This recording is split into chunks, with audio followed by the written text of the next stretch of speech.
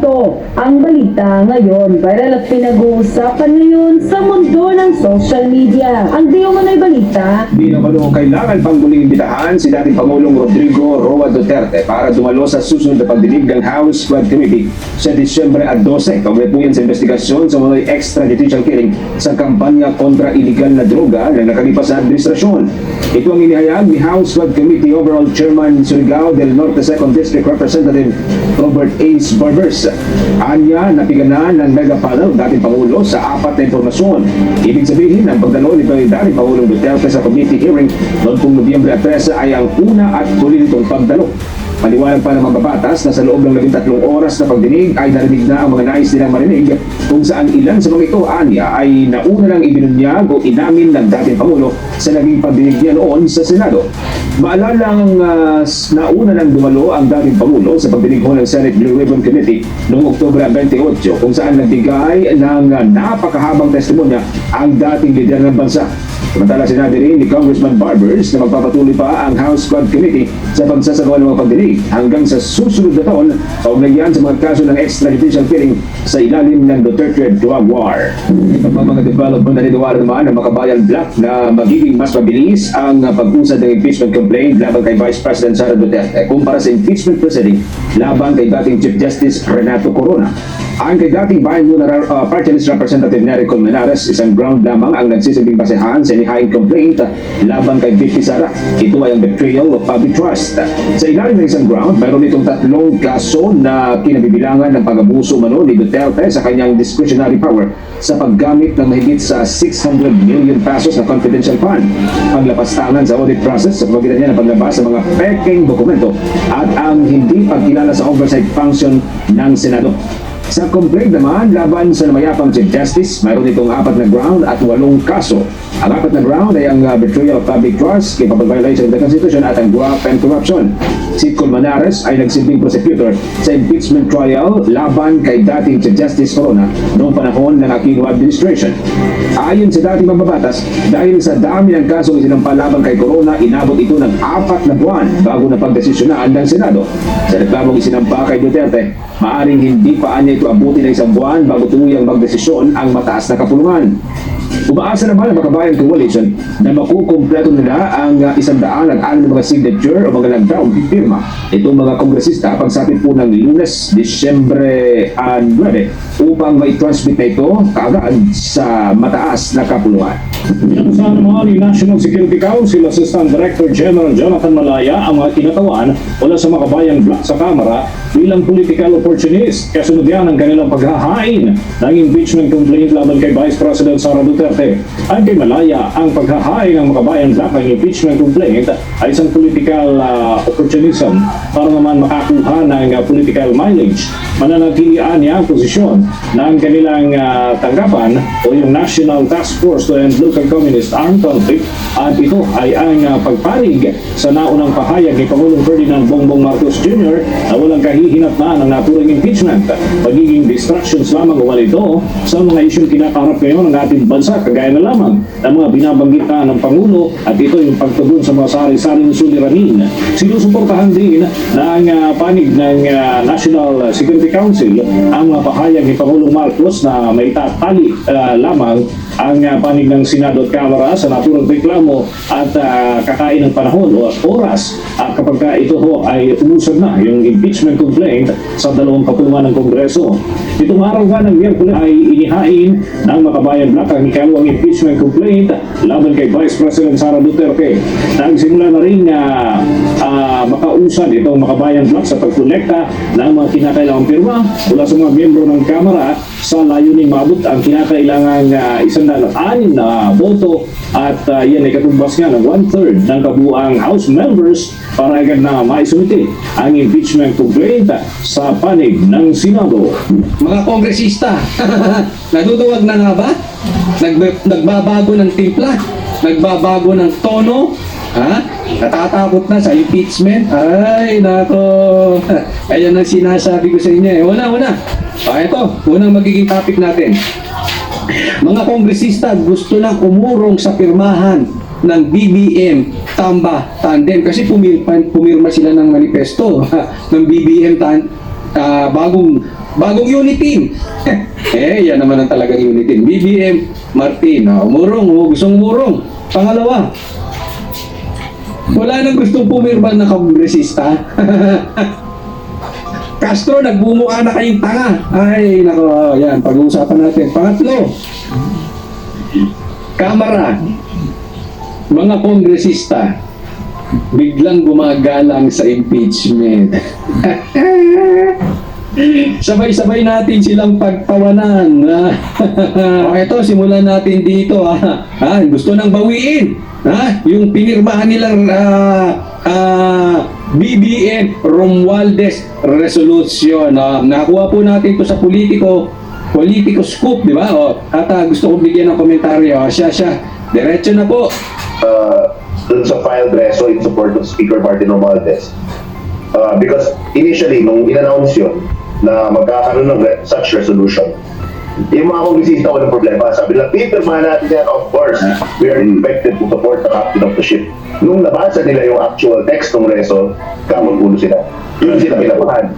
Doon sila naging medyo squirmy in their seats. Dahil nung nabasa nila, yung buong reso pala na yun ay lahat ng whereas, puro upak kay VP Inday Sara. Yun! Itong senaryo ngayon yan. Nag-announce pro BBM Romualdez Resolution. Okay? Di ba? Nagpunta pa nga sila dyan sa Malacanang di ba? Pirma kayo, pirma. In support kay BBM at kay Martin. Okay?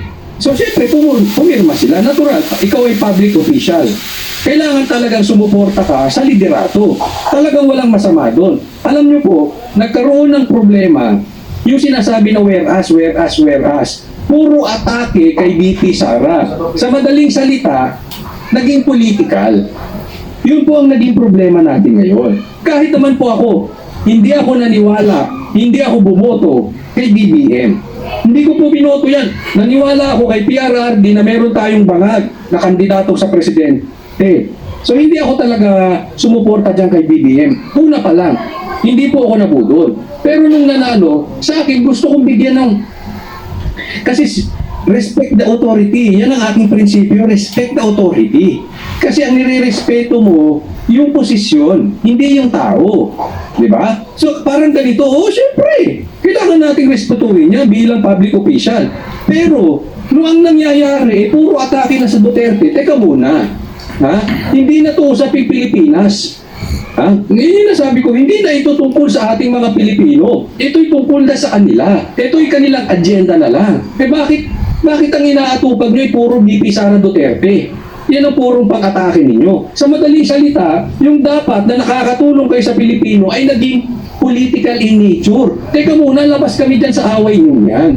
Nirerespeto namin yung posisyon nyo, pero pag kayong tao doon sa posisyon na hindi nakagalang-galang, sa katunayan ay kabastos-bastos na, hindi naman pwedeng hindi tayo magsasalita. Ano tayo, pipi? Hindi naman tayo pwedeng ano tayo, duwag? Hindi naman pwedeng gano'n. Same thing dito sa mga kongresista. Yes, pipirma kami dyan to. We will support you. Bakit hindi? Di ba? Bilang speaker, bilang presidente, tama, dapat sumuporta ang mga politiko. Ang naging problema, hindi na po para sa bayan, para sa power nyo na. Puro Sara Duterte. Kaya nga ngayon, teka muna.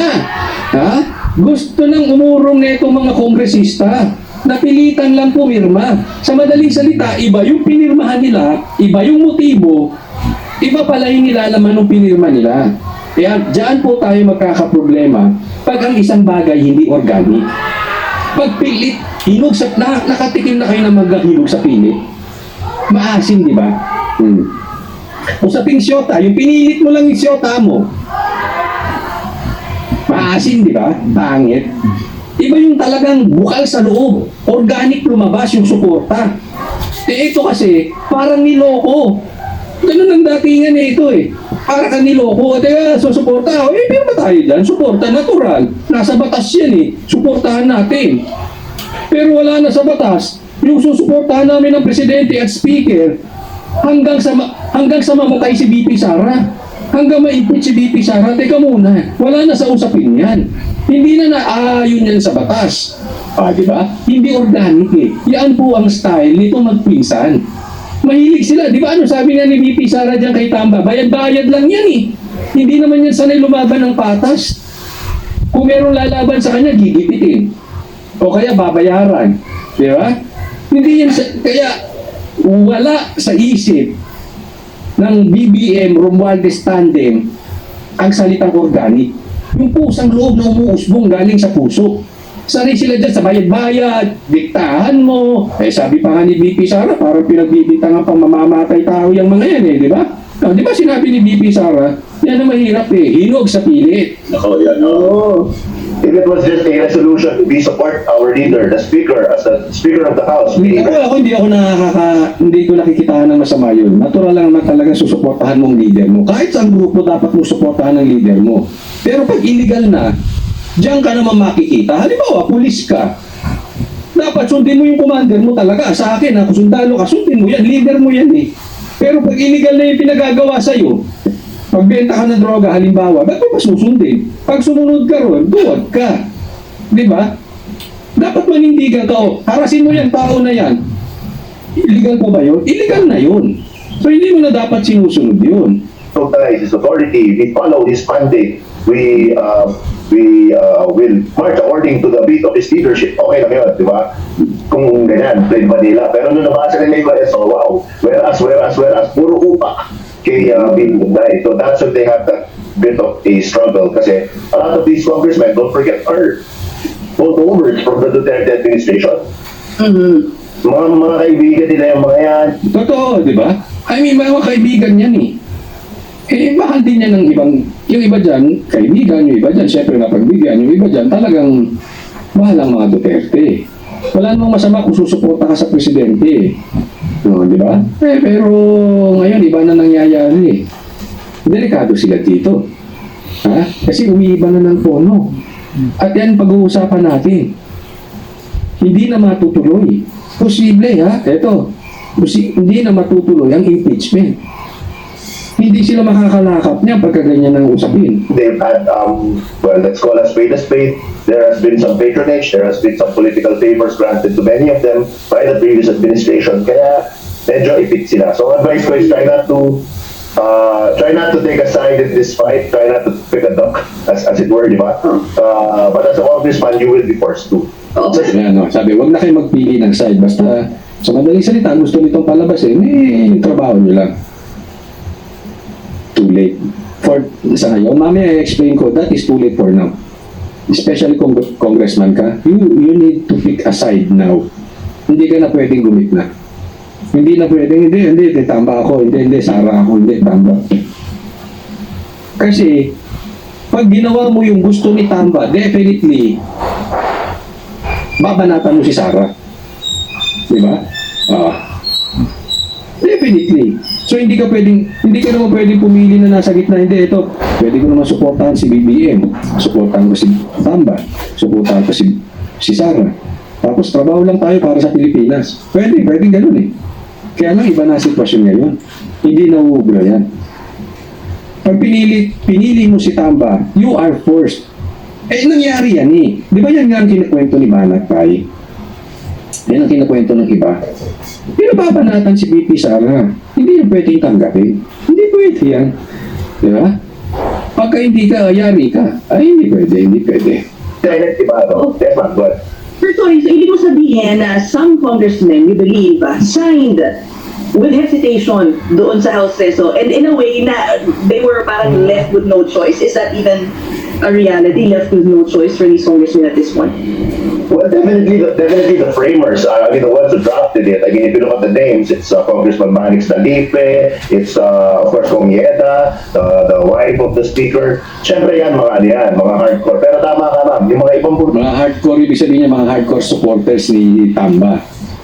Pero dyan, yung ibang congressmen that are being made to side is, I would have to believe there's some discomfort, perhaps would be the best word to describe it.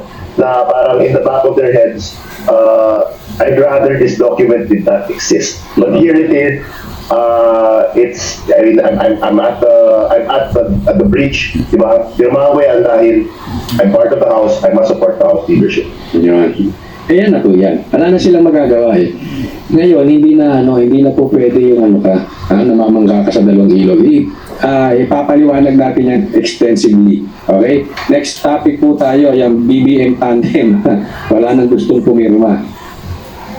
I mean po itong wala nang gustong pumirma patungkol dito sa impeachment. Ito pag-usapan natin. Ng Makabayan Bloc ang pangangalap ng pirma ng mga mambabatas para sa inendorso nilang impeachment complaint. Ayan na, nangunguna ha. Bida-bida, Makabayan Bloc. Nangunguna sa pagkalakap ng pirma against BP Sara para yung pirma na yung diretso na sa Senado, hindi na kailangan i-discuss sa Congress. Sige, tingnan natin. Good luck sa inyo. Ilan na ang pumirma? Laban kay Vice President Sara Duterte. Nais nilang makuha ang 106 na pirma o higit sa 1/3 ng kasalukuyang miyembro ng Kamara para maidiretso na ito sa plenaryo at matransmit agad sa Senado. Nakatutok si Tina Carmen Perez.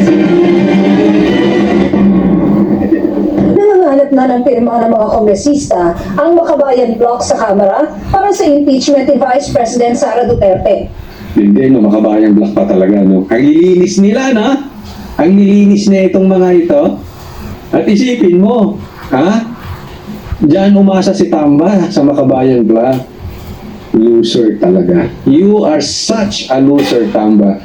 Kaninang umaga, pinost ni ACT Teachers Party List Representative Franz Castro sa group chat nilang mga kongresista ang kopya ng impeachment complaint na inihain ng mahigit 70 ordinaryong mamamayan at inendorso ng Makabayan Bloc. Bibigyan na natin ang copy sa aming mga colleagues through our GC para mapag-aralan nila. And then on Monday nung nabasa na nila at sila ay sang-ayon na at gusto nila mag-endorse, so pirma na sila doon. Yan, sa Monday, abangan natin ha, sa Monday, pirma na, okay? Nanliligaw na ito, nanliligaw. Ang tanong, meron na bang pumirma? Meron na bang gustong pumirma? Doon sa ibigay namin form. 106 ang target ng Makabayan Bloc na makalap na pirma o 1/3 ng original na bilang ng mga miyembro ng 19th COP. Pag nakuha nila yung 106 o 103, it's about technicalities na lang kasi dahil may mga natanggal, may namatay na. No? So, in any case, 106 or 103, dediretso na po yan sa Senado. Congress. Pero ayon kay House Secretary General Reginald Velasco, 103 lang ang kailangan. Dahil 307 na lang ang kabuang bilang ng mga kongresista dahil meron ng mga pumanaw o natanggal na kongresista o nagpipil dahil itinalaga sa gabinete. 106 parang hindi ma-technical. Oo, Kasi di ba parang kapag sinabi nila na hindi, kasama pa rin sa role itong mga namatay or ganito or ganyan, at least we have a sure number of Ako sa akin lang, sana huwag tayong pasukin ng komunista. Hindi, wala naman tayong pinagbibintahan. Sana lang huwag tayong pasukin. Sana lang. Kasi democratic country tayo, kaya nga Pilipinas di ba?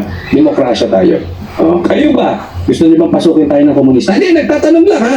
Kasi, ay sabi ni Greco Bellica, na-discuss ko nga yung kahapon, sabi niya, kayo daw, komunista. Di ba? Sana lang, sa akin, hindi sa pagbibintang. Okay? Totoo man, hindi sinasabi ni Greco. Sana huwag tayo pasukin ng komunista, no? Sumunod tayo sa batas, no? Red 6 kapag tinotal. Ma'am, meron na po ba so far as of today na nagsabi sa inyo na pipirma sila? Meron na bang nagsabi sa inyo as of today na pipirma sila? Ulit. wala ka pa. Ulit. Napipirma sila. Ang ganda pakinggan Na nagsabi sa inyo na pipirma sila. Wala ka pa. Sabay-sabay natin pagtawanan nitong nanay na itong alin na ito. As of today, meron na ba nagsabi sa inyo na sila ipipirma? Meron na ba? Wala pa. Nawawa talaga. Pero ako, naniniwala pa rin ako. In the end, makakakuha yan ng pirma. Alam naman natin ang galawan dyan sa Kamara. Di ba? That is public knowledge. Kayo ba? Hindi niyo pa ba alam kung anong galawan dyan sa Kamara? Sus, huwag nga. Pag ginapang ni Tamba yan, sunuran na yung mga yan. Pirma kayo, pirma. 103, 106, that is only 1/3 of the congressman. So sa bawat tatlo, isa lang ang pumirma, na congressman, pasado na yan. Sa party list na lang eh. Di ba? Yung mga party list kaya nilang utuin ni Tamba yan. Nakikita mo naman ngayon. Karamihan ng mga bata niya, party list. Ito si Tamba, di ba? Pero kawawa lang talaga. No? Kasi kung hindi talaga ito mauuwi sa Gapangan, ang usapan ay organic, wala. Kasi tatandaan po natin mag-i-eleksyon. At lahat yan tatakbo kasi 3 years lang ang term ng congressman. So lahat yan, or karamihan sa kanila tatakbo ulit congressman or party list para sila maging congressman ulit. O siguro yung iba dyan lilipat mayor, governor, we don't know. Pero karamihan dyan tatakbo ulit. Okay? So, delikado sila. Kaya nga po tayo, magtulong-tulong tayo. Just in case, matuloy ang impeachment, gagawa tayo ng listahan kung sino yung pumirma for impeachment. And then saka natin saliksikin yung background nila. Maayos ba to na congressman?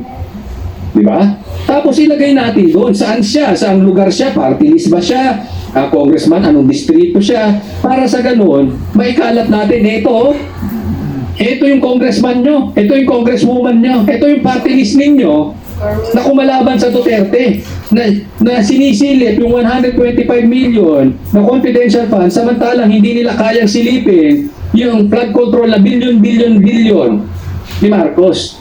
Ilalabas natin yan. So siyempre, kung ikaw kongresista, matatakot ka. Bakit? Dahil alam mo, ang pagmamahal ng Pilipino kay PRRD, kay Duterte at kay BP Sara, organic. Hindi hinog sa pilit. At yun na nga mga kababayan, ano na ang masasabi mo? Kung mayroon kayong inaingat komento patungkol sa balitang ito, please comment down below. Pag-uusapan natin yan sa comment section.